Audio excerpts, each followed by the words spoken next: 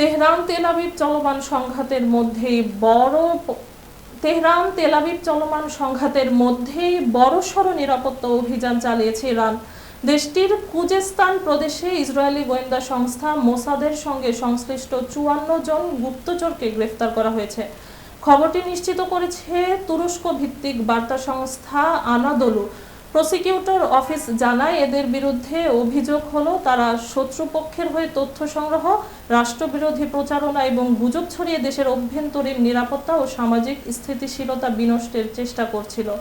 ইরানের আধা সরকারি সংবাদ সংস্থা ফার্স দাবি করেছে, গ্রেফতারকৃতদের সঙ্গে মোসাদের সরাসরি যোগাযোগের প্রমাণও পাওয়া গেছে।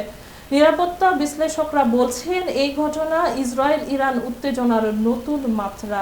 এদিকে সামরিক দিক থেকেও পরিস্থিতি জটিল। ১৩ জুন থেকে ইসরায়েল ইরানের বিভিন্ন সামরিক ও পরমাণু স্থাপনায় বিমান হামলা চালিয়ে যাচ্ছে। জবাবে তেহরান ও তেল আবিব সহ বিভিন্ন শহরে ব্যালিস্টিক ক্ষেপণাস্ত্র ও ড্রোন হামলা চালিয়েছে। ইসরায়েলি সরকার দাবি করছে, ইরানের হামলায় এখন পর্যন্ত তাদের ২৫ জন নিহত ও শতাধিক মানুষ আহত হয়েছে। অন্যদিকে ইরানি গণমাধ্যম বলছে, ইসরায়েলি হামলায় ইরানের ৬৩৯ জন নিহত এবং ১৩০০-র বেশি আহত হয়েছেন। এই সংঘাত মধ্যপ্রাচ্যে কূটনৈতিক উত্তেজনার পাশাপাশি গুপ্তচর বৃত্তির যুদ্ধেও রূপ নিচ্ছে বলে মনে করছেন বিশ্লেষকরা।